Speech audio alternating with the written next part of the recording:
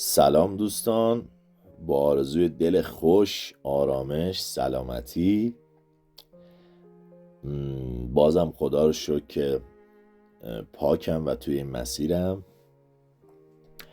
امروز میخوام در مورد تعصب صحبت کنم. یه زمانی که اومدم توی برنامه و یه مدتی بودم و بعد خیلی برنامه به هم کمک کرده بود و به هم حال داده بود، دیگه یه ذره با برنامه انگار ناموسی برخورد میکردم و افتاده بودم توی این داستان که به دیگران اثبات کنم برنامه خیلی چیز خوبیه، 12 قدم خیلی قشنگه، 12 سنت خیلی قشنگه، اثبات کنم که این برای خیلی ها کار میکنه، اثبات کنم به یه سری ها که بیمارن و نمیدونم از این برنامه بیان استفاده کنن.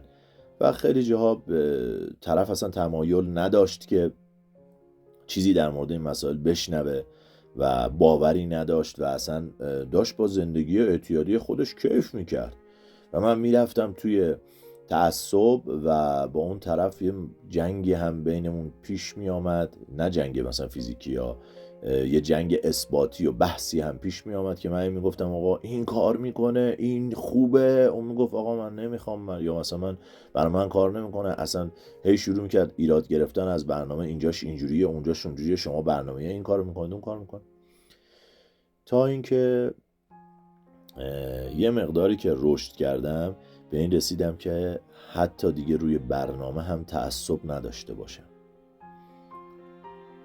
یکی از فامیلامون رو شاید توی 6-7 سال پاکی، 5 سال پاکی آوردم توی برنامه و خیلی مریضی اعتیاد و من در اون میدیدم و اومد و یه چند باری هم اومد و رفت و جلسه اومد و فلان و بعد عرض کنم حضور شما که یه چند باری هم در مورد برنامه با هم همینطوری که میگم بحث کردیم و آشفته شدم و حالم بد شد و که این قبول نمیکنه، این مثلا به درد میخوره فلان اینا. اون موقع به این رشد نرسیده بودم و آشفته کردم خودم و به خاطر اینکه به یه نفر دیگه اثبات کنم. امروز اصلا این اثبات رو واردش نمیشم و خودم رو آشفته نمیکنم و تعصبی هم روی برنامه ندارم. این برنامه 12 قدم و 12 سنت به من جواب داده، به من کمک کرده، برای من کار میکنه. حالا اگه دوست من برای تو کار میکنه، تو هم بیا ازش استفاده کن. امروز اینجوری با یه دوست دیگه و حالا در مورد برنامه برخورد میکنم، میگم احتمال داره این برنامه شاید برای یه سری ها کار نکنه. الان حرف من توی این پیج این هستش که به درد خیلی از جوانها قبل از این که بخوان خیلی اتفاقات ناگوار توی زندگیشون بیفته میخوره، ولی شاید به درد خیلی ها نخوره. اولین دسته‌ای که به دردشون نمیخوره کیان؟ آفرین، اونایی که تمایل اصلا ندارن. کسی که تمایل نداشته باشه و داره با زندگی بیمارگونه خودش زندگی میکنه و حالشو میبره، اصلا این برنامهش کمک نمیکنه. اون یه دستن. یه دسته دیگه اونهایی هن که دنبال راه سوم میگردن، دنبال میگردن که مصرف موفق داشته باشن. بهشون کمک نمیکنه این برنامه.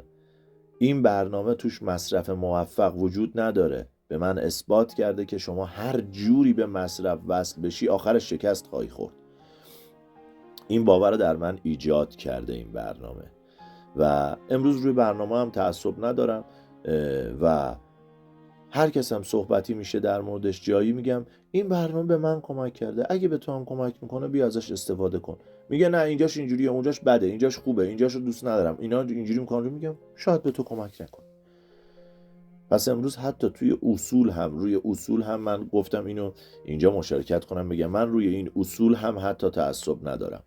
من میگم به درد من خورده، برای من کار میکنه، شاید برای یکی مذهب کار کنه.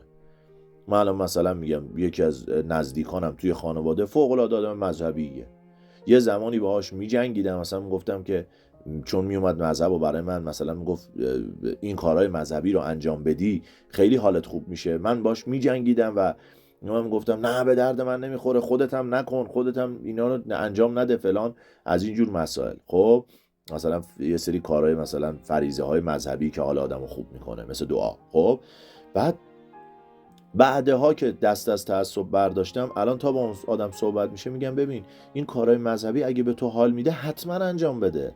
من رهجوهایی دارم که مذهبی ان، میگن آقا میخوام فلان کار انجام بدیم، میگم اگه حالت خوب میکنه حتما انجام بده، ولی برای من کار نمیکنه. من بهم 12 قدم حال میده، من دعای قدم 11 بهم حال میده، من نمیدونم قدم 3 بهم حال میده، من استفاده از این اصوله که حالمو خوب میکنه، من زندگی کردم به طبق این اصوله که منو به انسانیت نزدیک میکنه. اینو برای منه. شاید برای یه نفر دیگه اصلا کار نکنه، شاید گفتم برای یه نفر مذهب کار کنه، برای یه نفر کوه بره کار کنه، برای یه نفر نمیدونم بشینه مدیتیشن کنه کار کنه، برای یه نفر یوگا کار کنه، برای یه نفر نمیدونم عرفانای جدیدی که اومده کار کنه. من هیچ کاری و هیچ نظری در مورد هیچ کدوم از اینا ندارم. برای من 12 قدم و 12 سنت کار کرده و زندگیمو بهتر کرده، اجازه داده که بهتر نفس بکشم، دیگران کنار من بهتر نفس بکشم و دارم میرم جلو. اگر به درد دوست دیگری هم میخورد تجربه من و اصول 12 قدم 12 سنت، ازش بیاد استفاده کنه. اگر هم برای دوستی کار نمیکنه، بهش کمک نمیکنه، امیدوارم بره و راه و روشی برای زندگیش پیدا کنه که حال دلش خوش باشه، آرامش داشته باشه، اجازه بده دیگران زندگی کنن، خودشم زندگی کنه. مرسی که هستید، مرسی که گوش دادید. فعلا